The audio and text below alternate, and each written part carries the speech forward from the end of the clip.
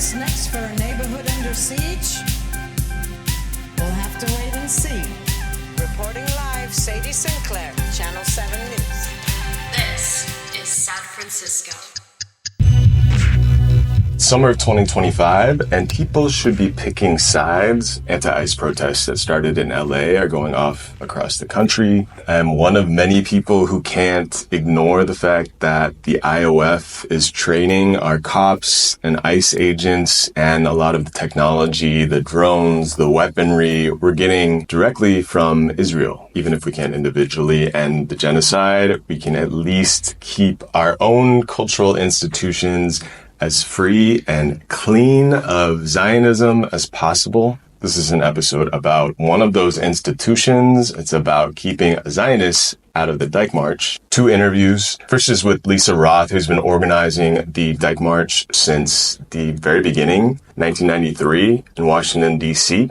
Brought it back to San Francisco, was organizing it here for many years. She took a short hiatus from planning the march. Now is back with Dykes for Palestine. And then it's Jemma and Kira, friends from Gay Shame. That conversation is focused on this year's Dyke March happening on June 28th. Right now, Zionists and people who are afraid of confrontation with Zionists are trying to make Dyke March seem like a really narrow and anti-intersectional event. Thank you to Sam for becoming a member on the Patreon. You too can be like Sam and enjoy the gratitude from myself and Tofu, our editor. To do that, go to patreon.com/San Francisco.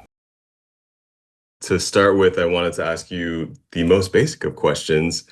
What is the Dyke March and why was it started? Okay, well, it's a pleasure to be with you. I'm one of the people who founded the Dyke March, which I'm very proud of and happy to talk about, but I haven't worked on it in a long time because after 10 years of doing it, I and the other gals from the original organizing committee needed a break. It's had several iterations since we worked on it. And I can't speak for the current committee. I mean, I've gone to a few meetings, but I don't represent them. So I just want to be clear about that.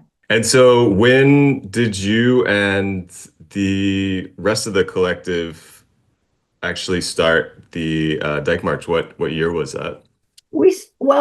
You may know, and your audience may know, that in 1993, there was a giant queer march on Washington. The issues were basic gay rights, which, as I'm sure you know, we didn't have then, and HIV/AIDS. Those were the main things. At the time, I was working in San Francisco ACT UP, as were other people from Prairie Fire Organizing Committee, which I was also part of, Women Against Imperialism, the John Brown Anti-Klan Committee, and we could see, the women of those groups could see that even though we totally supported this march on Washington, and many of us intended to go there, it was totally male-dominated in terms of the organizing, in terms of the speakers, in terms of the perspective, which was completely logical, given that at that time, the entire queer movement and the HIV activist movements were also entirely male-dominated. I mean, so was the left, but the left had more penetration, so to speak, from the feminist movement because many people like me had been feminists since the early 70s. So by 1993, we had made a bit of a dent. Right. We hadn't had that much success with the queer movement. I think to people who haven't been part of the queer movement, it doesn't immediately make sense to them because they think, for some reason that because we're talking about queer issues, that issues of sexism and gender would be part of that movement, but it hasn't always been the case. Right. 1993 was like the dark ages for the queer movement. I mean, zero politics about trans people, very little politics about feminism. Even like within ACT UP, we were still struggling about things that most of us take for granted today, like the the efficacy of needle exchange. So we're talking about the whole movement being at a much more primitive stage. Right. There was this one gal named Rebecca from ACT UP who was also working on the 1993 Washington Committee. So we got a lot of our inside scoop from her. Not that she was spying, but she was telling us what she was experiencing. Okay. She was just like, there is nothing there for women, nothing there for Dykes. So a very tiny group of us, I think it was 11 people, representing ACT UP San Francisco, Prairie Fire Organizing Committee, Women Against Imperialism, John Brown Anti-Klan Committee, and ACT UP. We got together in a friend's living room and we started to talk about wanting to do something in Washington that would be for women, about women, a celebration of Dykes. And we just decided to do a little march on the Saturday night before the big protest that was scheduled for Sunday. Okay, so picture this. This was before email, before cell phones. We made a flyer and we faxed copies of it to feminist bookstores all over the country. We hooked up with women who were in the ACT UP women's caucuses in LA, Philadelphia, Chicago, Atlanta, and we organized this protest that we were planning. We set up a route for Washington, D.C., which was insane because none of us were there. And if you've ever been to Washington, the blocks in Washington are about 5 times as long as the blocks. Yeah, they're huge. Yeah. Yeah. So we thought we were designing, a 10 block march or something that was ultimately way too long. But I digress. Marathon. All right. So we are organizing with our comrades from all these other groups all around the country and thinking, maybe we'll get 1,000 people. That would be fantastic. And then shortly before the day, we heard that the women from Queer Nation and Lesbian Avengers were also planning a protest in DC. And remember, Lesbian Avengers, which was a very cool lesbian group at the time, they used to do this thing where they would eat fire, like you can see, if you search for it on YouTube, you can see them doing it. Okay. Stick it in their mouth. It was cool. Right on. Yeah. So we heard that they were planning a protest and they were going to eat fire in front of the White House. So we contacted them because obviously we didn't want to have a hostile or competitive protest. If we could merge in some way, like if they wanted to be part of the Dyke March and we would change our route and we would stop in the White House so they could do the fire eating thing. And they were all into it. So we had a meeting in Washington, D.C. Some of us went a couple of days early and we met with the New York Lesbian Avengers. And it was all very collegial and pleasant and great. And we were all together expecting 1,000, 1,500 people. On the night before, the Saturday night before the big march, we gathered in DuPont Circle with the one bullhorn that we had brought from San Francisco, literally schlepped it on the airplane. And we looked around and there were 20,000 women. Nice. And we were like, holy shit. Yeah, no, people don't realize it's hard to remember before the internet how people were doing outreach. And it is so interesting to hear that like the feminist bookstores were this point of contact that probably made a big difference in getting the word out. Right. And also the organizations. Yeah. Because they had some kind of structure that they could do outreach. I mean, no one was more surprised at the number of people who were there than we were. And we were 100% not prepared.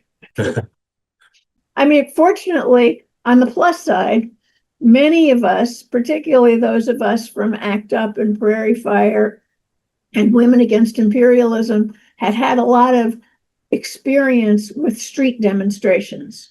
because a lot of us, people who were old like me, had been doing street activism since the anti-war movement and the civil rights movement. So we knew what to do. We were just so surprised and also and happy and also deeply moved, because it made us realize that the same things that had made us want to have a protest and a presence just for Dykes obviously had struck a nerve, a deep, deep nerve, with thousands and thousands of other Dykes. Yeah. So it was wonderful. You can see video of it on YouTube, and the police were completely floored. They had no idea what to do.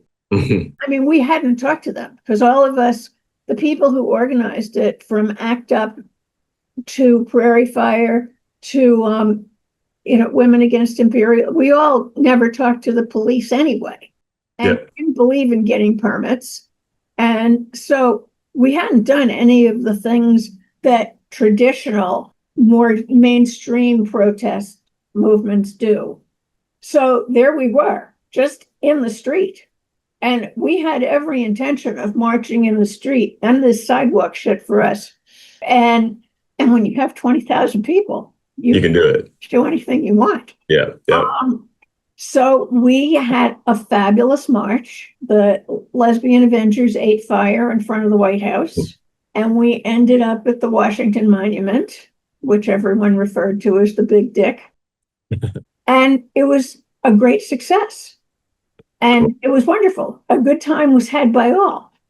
And then we came back to San Francisco and said, well, obviously, we have to do it here. So that's how the original Dyke March happened.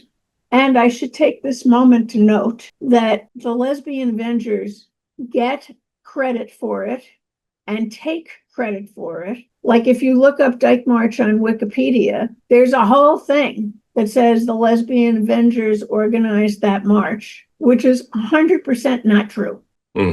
I mean, okay, they have the world's coolest name. I'll give them. And they also did a video, like the main video that's on YouTube about that march is by the Lesbian Avengers. Okay. And they take credit for it, even though the footage is all filled with the people that we organized and with most of us that we brought from the cities where we were organizing. Why do people got to do that? Why? And I've tried to contact them about it, but they're not interested. Did the San Francisco March, did it also start in Dolores Park as it has started for many years since I moved here? That's a very good question. And the answer is no. Huh. It actually used to start at the corner of Castro and Market. So we get back from Washington, which was in April of 93, and we realize we now have to duplicate this fantastic event in like 7 short weeks or less in time for Pride Day at the end of June. So we worked our butts off, and the first Dyke March had about 5,000 people in San Francisco, which was also bigger than we expected, but fine. I mean, we were perfectly happy. And we started at Castro and Market. I believe we marched down Castro Street, across 18th Street, up Mission, and then up 16th and back to Noe and Market and 16th, that corner where they all come together. And that was the main gathering point and the main route for the next few years. We changed that when the Castro Merchants Association started making Pink Saturday a party that you had to pay to get into. Oh, right. And they put up a blockade at the corner of Castro and Market, and you had to pay money to get in. Yeah, I remember that. Right. And we didn't want people to feel like they had to pay to come to the Dyke March. So that was when we changed it to Dolores Park. I don't remember the exact year, but it was a few years later. Obviously, the connection to all of these other people, it's, wild to think that from that DC march, not only did San Francisco Dyke March emerge, but you had many other marches across the world. I mean, Now there are hundreds of Dyke marches, thousands of, for a while I kept track of it. No, I couldn't possibly, I mean, I'm sure somebody could keep track of it, but it's far beyond my talents. And everywhere. And was there any oppositional reaction from the crowds as you're marching? Yes. Initially, I mean, of course, the men in ACT UP and the other organizations that we were in that included men were very supportive. Mm. And actually helped us a tremendous amount behind the scenes, doing everything from helping us schlep equipment to childcare to cleaning up Dolores Park afterwards. I mean, the men who supported us played an invaluable role, and I'll never be able to thank them enough. Sadly, they didn't represent most men. Mm.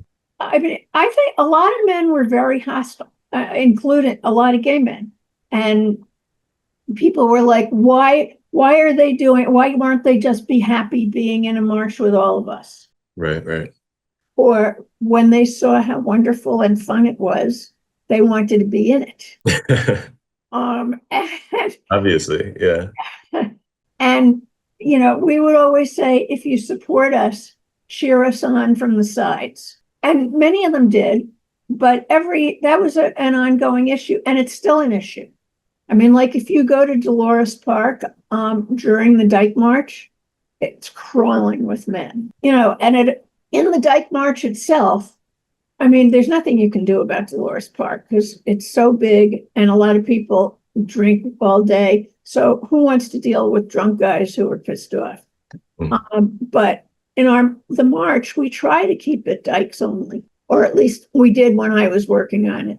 That was always a challenge. I must say, we were always able to find Dykes, often people that we'd never met before, who were like very yanged up and militant, and they would want to try to control things. So we would always give them the job. We would say, oh, you know what, if you really want to help us, if you could work on keeping the men out of the march, that would really help us. And invariably, they did a fantastic job. And another thing about Dyke March that I find to be very inspiring is that there has always been some intersectionality kind of woven into the politics of the march. And yeah, I was hoping that you could talk a little bit about, what would you say to people who want some of these queer marches, who wanted Dyke March to just be about Dyke visibility and stop there? Well, to tell you the truth, it might be an issue other places. It was never an issue for us because all of the organizations that came together to create the Dyke March and created the Dyke March Committee, and then the kinds of Dykes that joined the Dyke March Committee in the years that we were running it. I mean, we created the protest that we wanted to go to. And so we never had to fight about whether or not to have politics. We always had politics.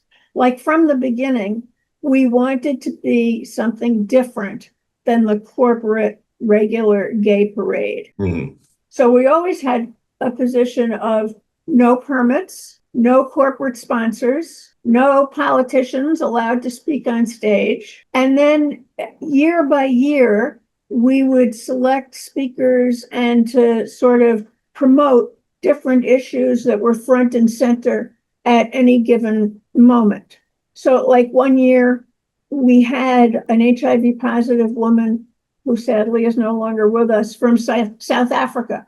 And we paid to bring her here and had her be the keynote speaker. Cool. And another year, there were these two gals from the East Coast who were who were a couple, and one of them had children, and her parents were trying to take the children away, and they were fighting for their right to be parents. And we asked them to come and speak, which was kind of amazing. So they came to San Francisco, and actually it was really sweet because they got on the stage, which was a sound truck, and they looked out at that point, I guess, 7,000 other women, the Dykes who were in the Dyke March, and they turned to me and they said, I've never seen so many lesbians in our entire lives. And then the main one that was supposed to speak, She said, she like started crying and she was like, I can't talk to this many people. Uh-huh. So, and I'm thinking, oh my God, we just paid $1,000 to bring them. And they're not going to talk. You got to perform. But I mean, it was very moving, and I was happy that we had brought them. I wasn't that happy that they weren't able to speak, but at least we were able to introduce them to the crowd, and they were able to see how much support they had, and Yeah.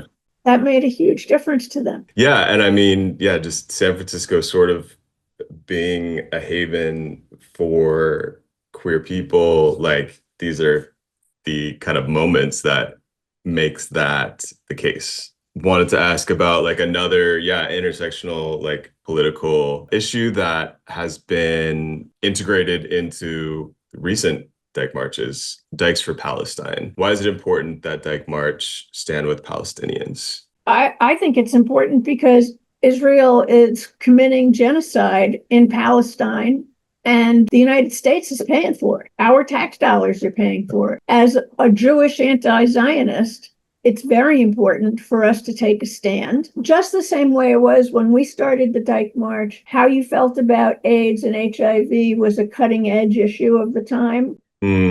Like you could tell whether or not you wanted to be friends with somebody, depending on what their views were about AIDS and HIV. When I was in the anti-Vietnam War movement, that was a cutting edge of movement of that period, or the civil rights movement, or support for Black Lives Matter. Now, at this moment, where one stands on the issue of stopping a genocide in Palestine, I think is a cutting edge issue. And that means that all progressive people, Dykes and everybody else, should take a position, should do everything in our power to stop this genocide. So a bunch of us, even though I haven't worked on the Dyke March in 15 years because we did 10 years and then I needed to step back. But this year, I heard there were new people organizing it. And I and a bunch of the other original organizers and other Dykes who are pro-Palestine activists went to the first meeting to raise this as that this was something we wanted the Dyke March to take on. And it was interesting because the first meeting I went to, which was that all of us went to, was in November.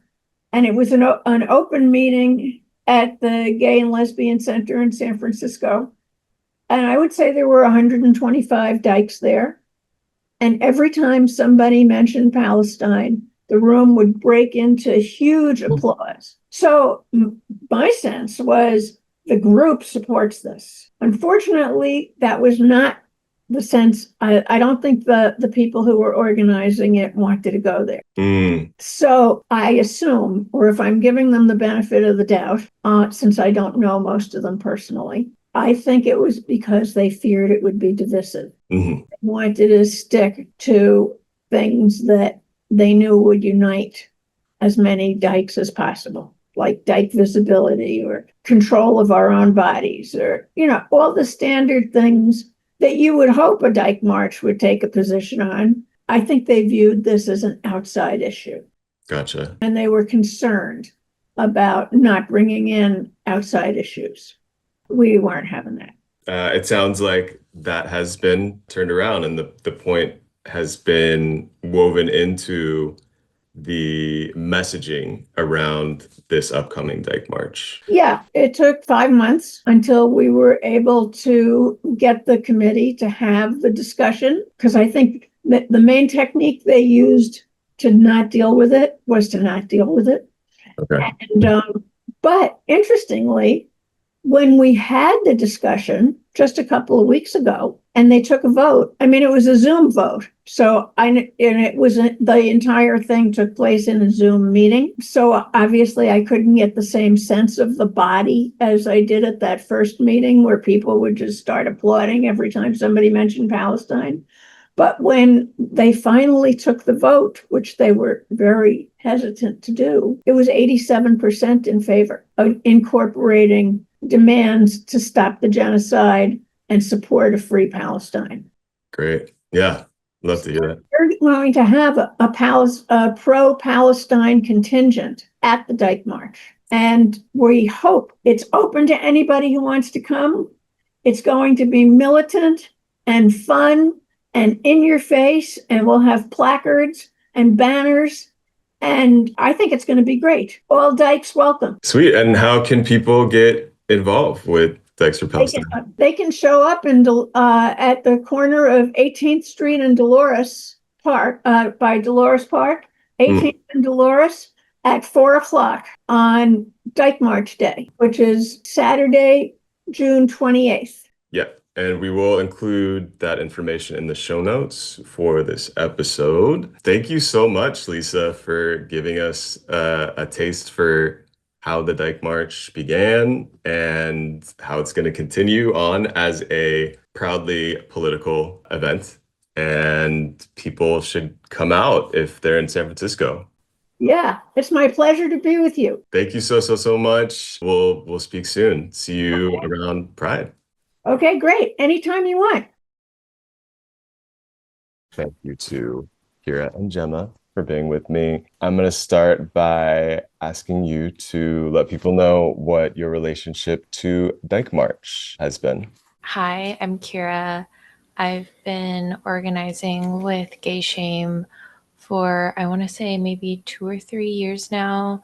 I moved to the Bay Area in 2019, and following lockdown, I became more involved in radical queer leftist organizing. I want to say around 2021, 2022, I was able to apply all of the principles that I had learned from a lot of really great professors and mentors, taking that just into organizing spaces and feeling really called to take what I had learned in my classes and really embody that in my communities. I identified as a Dyke since I was maybe about 15 was when I had that kind of bodily awareness and really came into that and came into learning about more radical lesbian history. I want to say around 15 or 16 was the first time I had heard the term dyke being used in association with the term lesbian. It was after that that I had started doing cursory exploration into what the history and the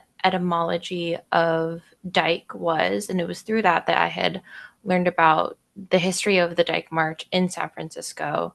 Upon moving to the Bay Area in 2019 for my undergraduate degree at UC Berkeley, I began exploring the lesbian history archives that they have there and a couple of other queer history museums in Berkeley and also in the city, and learned a lot more about the history of the Dyke March from there, and have gone to a few, been largely unimpressed.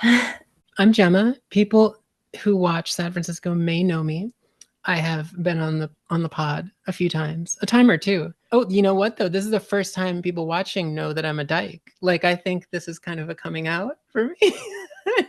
Officially public, yeah. Yeah, because I know people were asking if you were gay too, Tosha. So I felt like that was I feel like we.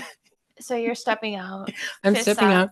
I'm coming out of the closet. I've been a dyke for years. I've always used the term. I think in a way, I guess I would be like a second generation because my mom was a lesbian separatist, which people find sometimes a fascinating story or a fascinating history. I won't go into it for the purposes of this. So I grew up with a lot of kind of, I would say, very white lesbian history because a lot of it was kind of entrenched in that, and a lot of it was very transphobic and specifically transmisogynist. It was something that I always gravitated towards, but was always, pushing away from me, even though, of course, as your listeners likely know, they're very well read and well listened to, of course, because they're listening to this podcast, which we'd like to thank you for listening to again, is that, the origins of the term dyke come from Black culture and come from like kind of the blues period and things like that too. So there has always been, I think and I did not discover that until I was an adult because, you don't necessarily know where a lot of these terms come from, and we see this a lot as trans and queer people, that these terms, we kind of maybe find the term and then learn its history, as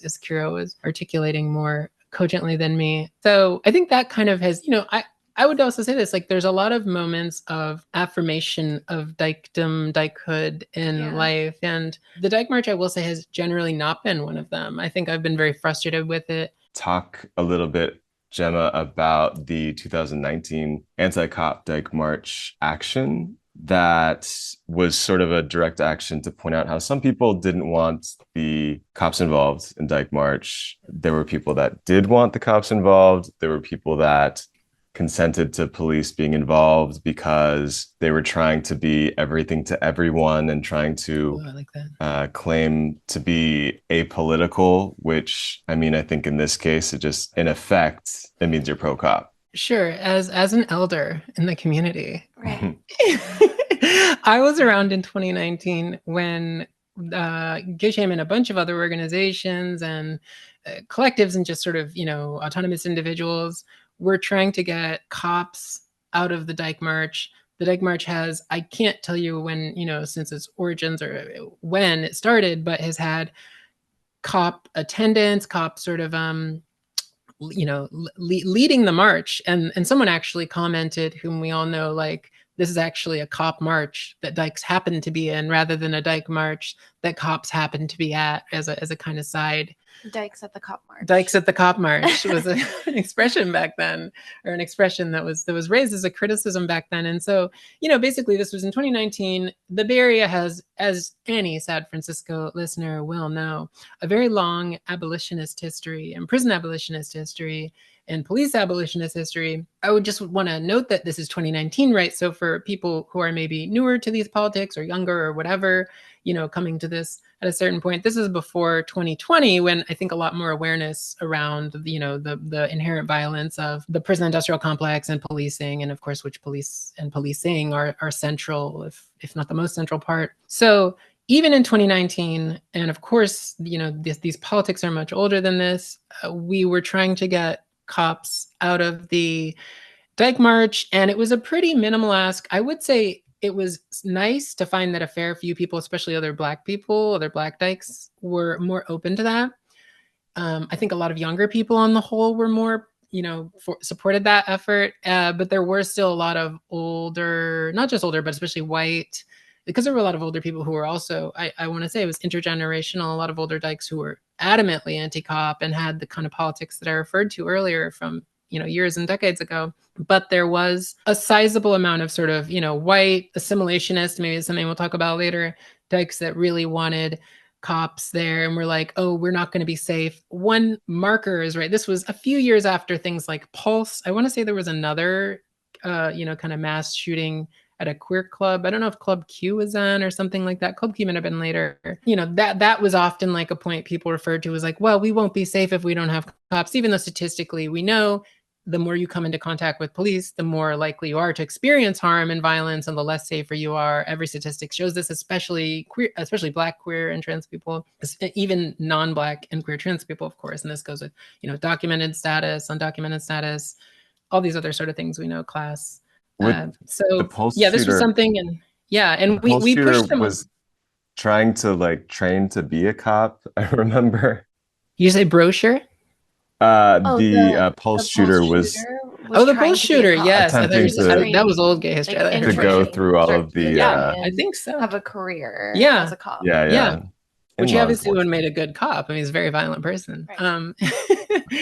That's in that, which, that's a perfect example of the paradox or the contradiction in that claim that police make us more safe. So we brought this to multiple meetings. We went to there's that book, Freedom is an Endless Meeting. Oh my God, we went to probably 5 meetings, every meeting the Dyke March had. And this is before COVID. So it was in person. I and others of, again, a broad coalition of elder Dykes, Black Dykes, just lots of different people, tried to get them to just agree to not have cops at it. And it really never passed their committee, their kind of, insider committee. The shadowy steering committee. The shadowy covenant, the shadowy steering committee. Yeah.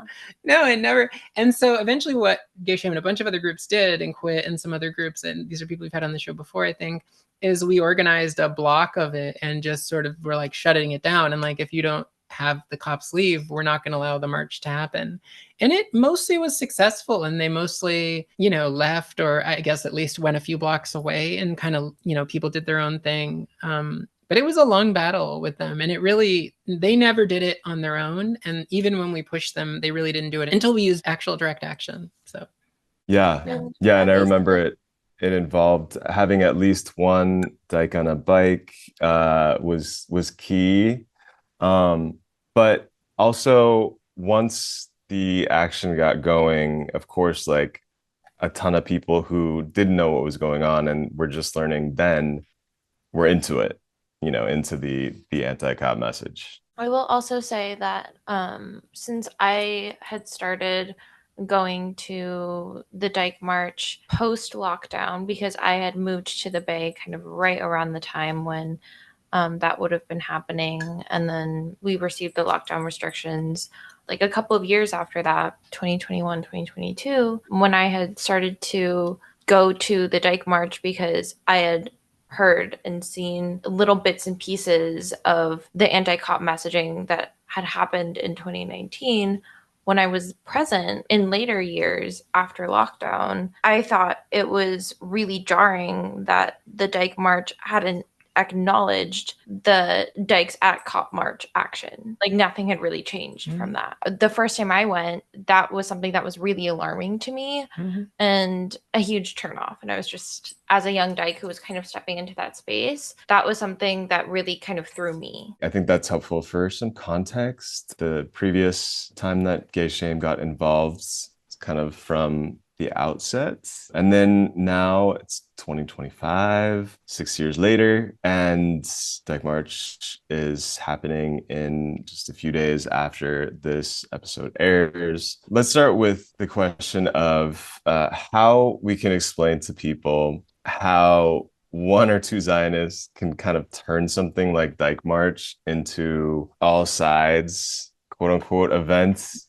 which basically translates to silencing of any attempts to make it be a more straightforwardly political pro-Palestine event. At the planning meetings, what were the arguments, or what tactics were Zionists using to sway things to make this Dyke March be a Zionist Dyke March? I think your framing is important. And I think it is, you are either Zionist or you're anti-Zionist. There's no in between. There is no, you're either fascist or you're anti-fascist. Zionism is fascism. Zionism is racism. Zionism is, white supremacy, Nazism, all these things. Colonization, settler colonization. So what we saw, there's a couple issues.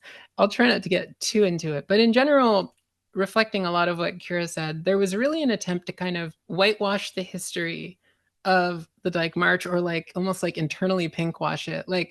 Really, the current one was set up to be not political at all, or political in the very liberal sense. They kept using the language of big tent, and we want to include as many dykes as possible. And as you can see where this is going, it works so well for the Democratic Party, so it makes sense they would try it. This, as you can imagine, this involved being well, we could have anti-Zionists, pro-Palestine people, and then we can have Zionists, and that's not a political stance, or it is a political stance. It's a bad one. It's one that pretends those are two equivalences, right? You can be pro-genocide and anti-genocide, and they're just, it's just a stance. So it's like a straight couple that has different politics. We make it work, It adds some spice to our relationship. Well, but that's these what they things want don't to matter happen, that much. but yeah. And so, obviously this is kind of lowest common denominator. They're trying to really appeal to anyone, which is a huge mistake. I think your previous guest is going to speak to the always already politicized history of the Dyke March, and that it always had politics that were anti-imperialist and these anti-colonialist, anti-racist, and all these things. You can't be any of those things and be a Zionist. Zionism is all those things. It's imperialism, it's racism. Basically, within the meetings, what we experienced was the sort of general silencing and watering down of anti-Zionist critique of the Dyke March. And there were very racist, particularly white people there. I really think it needs to be emphasized, white people, because people will be oh, they were, I don't know whether they were Jewish, but they were definitely white. All these racist white people, one of whom, when we said we don't think we should have Zionists at the Dyke March, a white woman stood up an older white woman, and was like, well, what about people saying they don't want white people at the Dyke March? Then I wouldn't even be allowed. It was like, and I was like, okay, Trump. So, is very like, is very much no like one a is white saying lives that. matter Yeah. type of stance. Yeah. And it kind of just because they refuse to take any real principled stance, which I think is kind of what we're alluding to, it allowed for all this just wild racism from a bunch of white people. And then what they did to further obfuscate and suppress any kind of political voices is they had all the meetings on Zoom. Once they were in person, a lot of people would show up and voice their opinion for things that really matter. Of course, the genocide in Palestine being first and foremost in their minds. Once they moved them to Zoom, there was a lot more control. They were trying to control the chat and things like this. They turned it off. They were like trying to censor basically whether people could even discuss things. And they were trying to push through, this is the Dyke March sort of committee. They were trying to push through just let's all get along, all these kind of generic points. They use the term. Quite literally policing people's behavior. Yeah, absolutely. And what we say, which again, it's just so wildly like, you're like, this is supposed to be a Dyke space, that kind of thing. It's like, this is ostensibly being queer is having survived that kind of behavior. Right? Like, yeah, so they did that. And then there were probably only 4 Zionists in the chat, all white people, of course.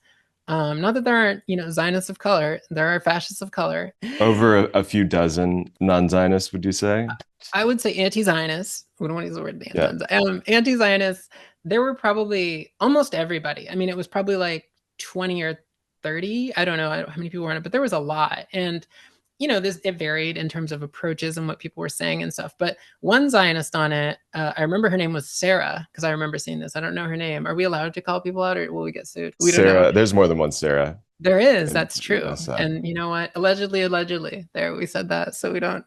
Was literally denying the statistics of people murdered and killed by, and starved, and all the Palestinians who have been killed by so-called Israel, and was like, oh, there's no genocide and nothing's happening. And this was never policed, by the way. They never shut down anything she said, ever. Like this was just one really loud Zionist who was like telling people to read Golda Meir's biography. And then people would reply to her. This is always the trap of Zionism too, right? People, including myself, would reply to her with actual facts, based on like research and like this. Actually, she was a genocidal fascist. And here's the things she said. And an ethno-supremacist. And, the actual history of Zionism and things like that. But of course, most incredibly indoctrinated Zionists, it's like a cult, right? There's no reasoning with them. They don't really read actual things. They just read, their sort of faux religious pamphlet, just like any cult or something, or, whatever people can think of examples. So that kind of blew up the whole conversation. But I will say everyone was very pro-Palestine and anti-Zionist. I really want to emphasize that too, because I think there's people who can claim to be pro-Palestine, but they're not anti-Zionists. Yeah, so there were people in it committing, the equivalent of Holocaust denial, we could call it Nakba denial or something like that. And their voices, though there was only like 3 of them, to answer your original question, took up so much space, no matter how many people were contradicting and challenging and, disproving anything they said. Their voices counted for more. It really was like white lives matter type of thing going on, because it was these racist white people, and they were like, well, I don't feel comfortable and I don't feel safe. And it's like, what if someone is an avowed Nazi, whatever, there's no difference between Zionism and Nazism. But if they come in there and they're like, well, I don't, Nazism is about German pride or whatever, they would not be, would we tolerate that, is the question that I think the Dyke March people should have answered, because it basically wasn't a radical space the way that I think our understanding of Dykedom would be. So. Right. They're putting a lot of effort into upholding certain structures and policing of how people are able to talk to each other, how people are able to vocalize concerns, in order to really just center Zionist fragility. And in doing so, they're just reinforcing this pattern that they've taken the past couple of years, where they just refuse to really uphold any kind of radical Dyke politics or Dyke approaches to organizing. It feels like they're putting a lot of thought and time and effort into obfuscating any type of real political education that could come from somebody encountering the Dyke March, or any real power building that could happen by people coming together as a coalition in the Dyke March.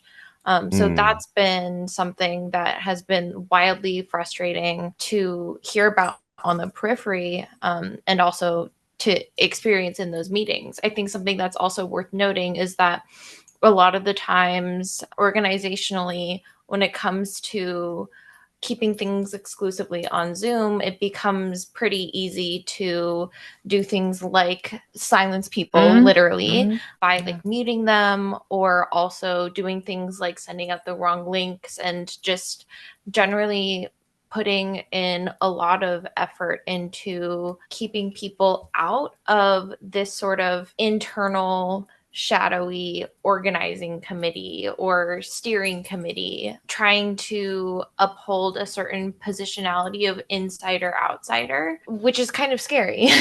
Yeah. And then afterwards, they sent out an email with two main sort of issues. One was they said they will control the chat from now on. So in other words, you better shut your mouth, right? That's basically what they're saying. Like, you will not take up, we don't want this to be rowdy. You don't act up, which is also anti-black. Don't act up. Don't act up. Yeah, Don't act up, anti-queer, very anti-black. It's like, you loud black person, black people heard the thing. So very, all these things in there. And then the other thing they did is they created fake anti-Semitism allegations against people. And I'm not really going to dignify those with a response like, oh, there was Jewish people who were anti-Zionist there. Of course there was. People know this. We've been dealing with this for, 100 years, but especially in the last 2 years, I think most people who have been radicalized around the genocide in Gaza, like, they know that this is, fake anti-Semitism allegations are the Zionist playbook. And so the Dyke March did that. It said, oh, there might have been some anti-Semitism in the chat.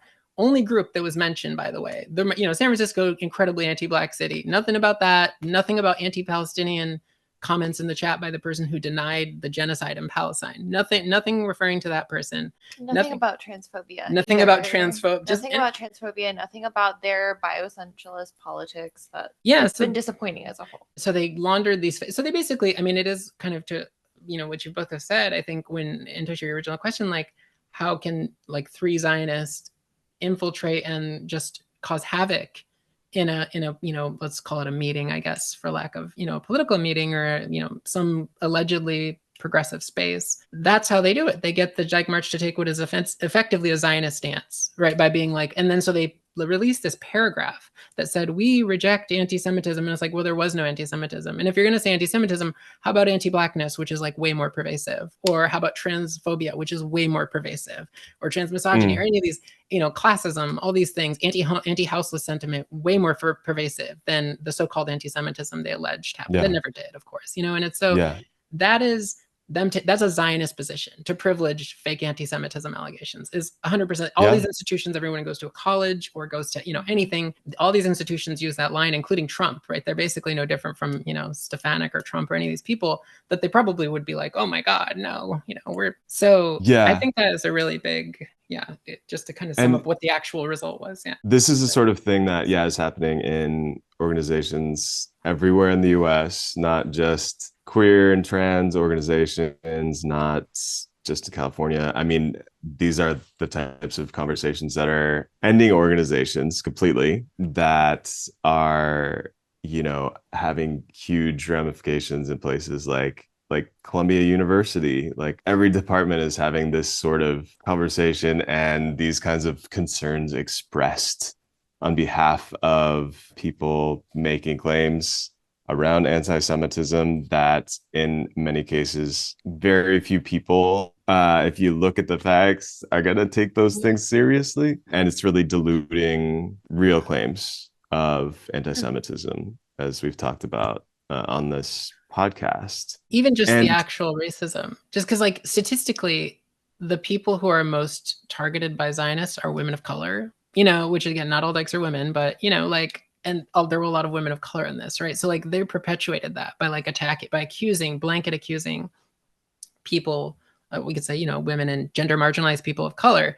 of anti-Semitism. It's like you're doing the work of Zionists, to your point. You know, it doesn't have anything to do with, I mean, anti-Semitism is just a boogeyman. In response to the Zionists kind of wanting to dumb down the pro-Palestine messaging and, you know, put anti-Semitism in there on the same kind of level, there were demands that the anti-Zionists made. Could you talk about how that ended up? In terms of the demands that anti-Zionists made for or against the Dyke March, a lot of these demands are really grounded in just rejecting the Dyke March's assimilationist rhetoric that really just enables ethnic cleansing and enables settler colonialism at large.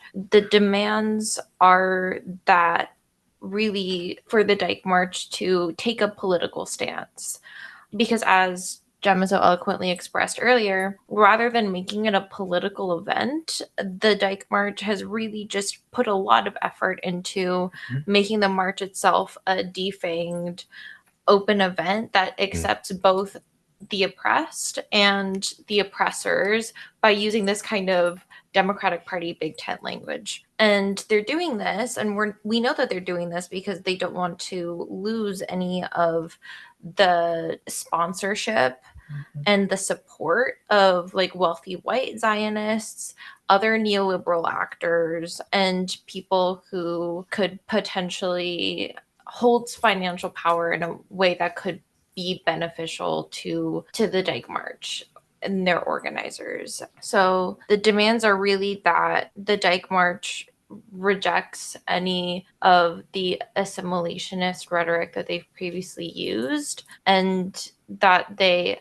actively center more radical anti-Zionist politics in the march itself. Yeah. I don't know if that covered everything. No, I think so. And kind of like you're alluding to take an actual anti-Zionist stance. And they have not done that, you know, because it's kind of like two-state solution language, which, you know, is Zionist. The two-state solution is a Zionist project invented by the US that, you know, I mean, it's never going to happen now. But, you know, people like Scott Wiener support that kind of project. That's like, oh, we can have, you know, Palestinians and the people who murder them, you know, so-called Israel. Like, so yeah, I think the demand has been to actually take an anti-Zionist stance, which they haven't done. I mean, you know, they've been like, well, Palestinians can come and the people whose families are murdering Palestinians, you know, like, would you want to go, right? You know, any of our listeners, you know, it's very similar to cops. I'm not going to go to a place where there's cops because those are people that kill my relatives, you know, and and our family and chosen families and things. If you're Palestinian at Dyke, who they do, you know, they don't care about, are you going to go to a march that has, you know, people who, and you know, who even knows? There could be people who are in the IOF and that we don't know, you know, like who are like made to feel comfortable and safe there, who are exterminating your family.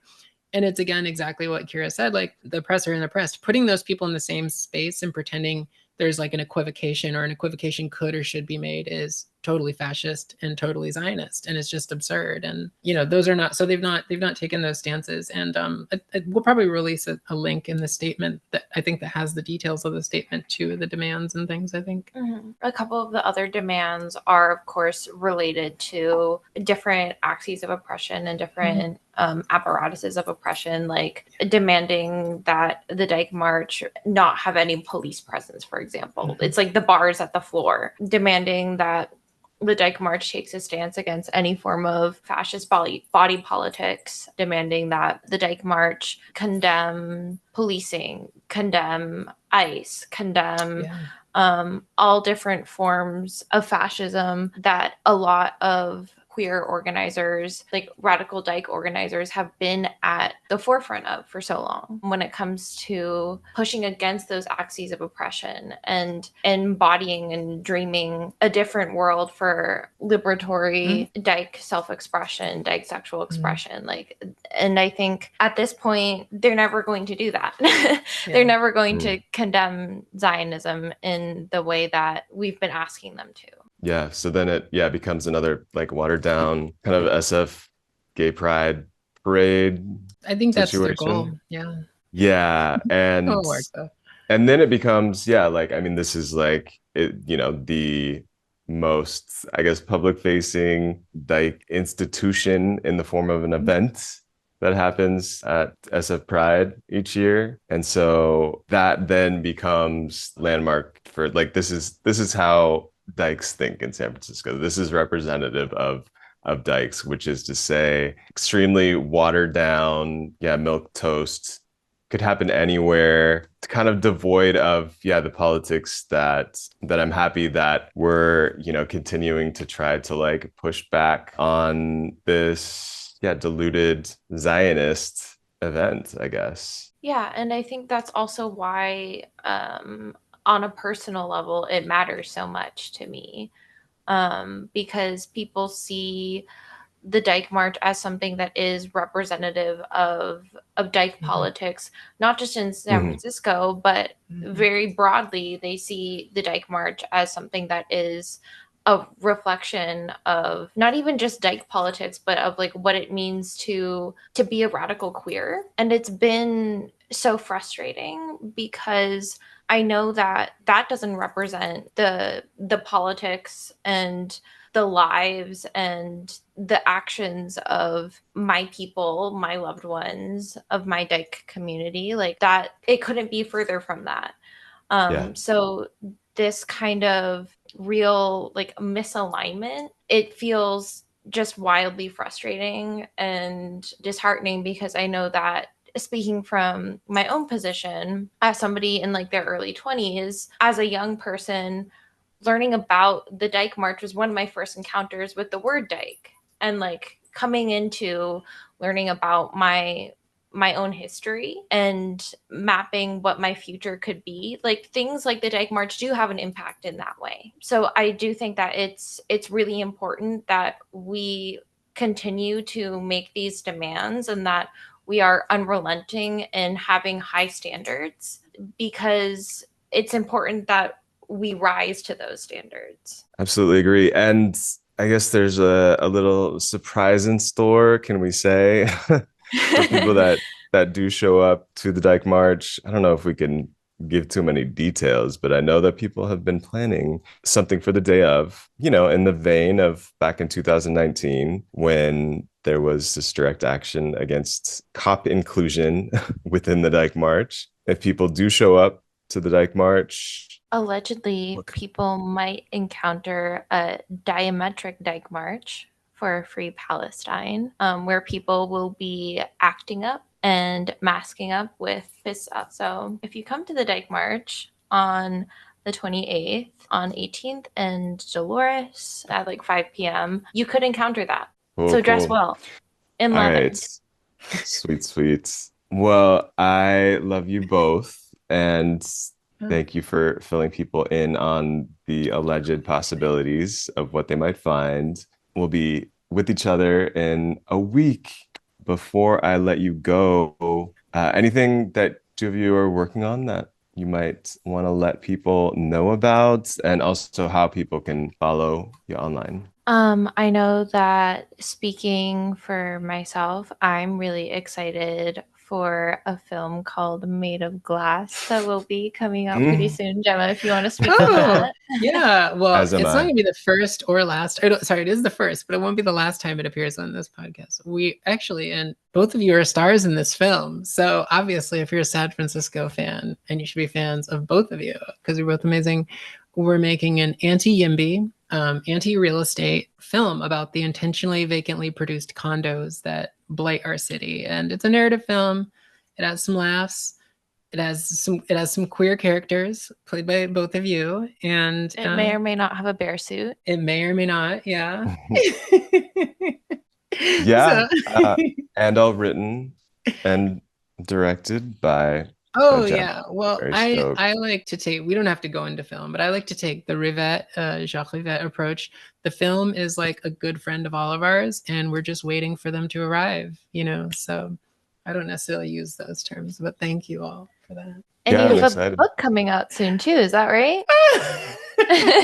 Yeah, I mean, I could probably come on and talk about the book at some point. Yeah, I guess right too. Yeah, I'll talk. talk. Yeah, I do have a book. Thank you. Yeah, so everybody stay tuned for that. There's going to be an episode where Jemma I talk speaks about the the book. book. Yeah, So people can take a Yes. nap, whatever. What about you? You do a lot of amazing stuff. Are there any sort of things you want to? I mean, you're in the movie, but I'm in the you're movie, The Honor of My Life. I feel like I have a couple of different creative projects that are coming down the pipeline as well.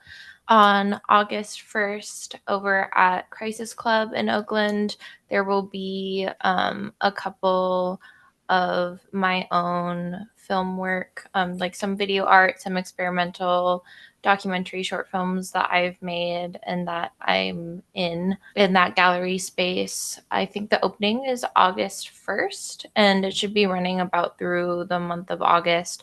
It's with a couple of other queer local artists, all in the House of Emergence. So if that is of interest to you, definitely go ahead and check it out in August. Go check out Kira's amazing films Thank that you. are so touching that made me cry. Yeah, I've gotten to see them too at the Roxy. Yeah. And same collective, Emergence, is also putting on a fashion show that's going to be over in the First Presbyterian Church in Oakland.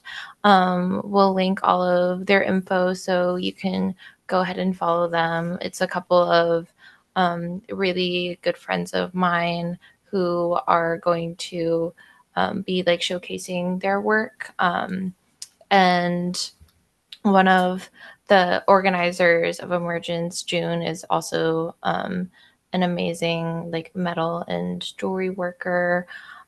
She's done a lot of stuff with the Hala Collective with Mama Ganoush. I know that San Francisco listeners are also probably stands of Mama Ganoush. So both of us, me and June, are in the Hala Collective together. So that's been really fun to have those worlds collide. And I'll be putting together an event that's coming up in probably October for Beta Gaza Mutual Aid Collective, which is something that I helped to start about, I want to say like a year and a half or 2 years ago. That fundraiser is something that Jemma will also be helping out with. And the theme is going to be around erotic resistance. So Sweet. Stay tuned, stay excited for that. I think that's it. Yeah. Cool. Where can people find you, Jemma? Oh, I don't, I'm just on here. I think that's good. Okay. I mean, I have Instagram, but I don't know. I mean, you can probably look who San Francisco is following and you can find me. Yeah, keep it mysterious. I know, I'm a mystery. Cool. I'm at Kira is Cold on Instagram. And that's where you can find me if you choose. Sweet. All right. Well, I miss you, and I'll see you both very soon. Yeah. Thank you so much for having us. Yeah. See everyone out on the 28th. Yeah, 28th, 5 p.m. Dolores Park. See you there.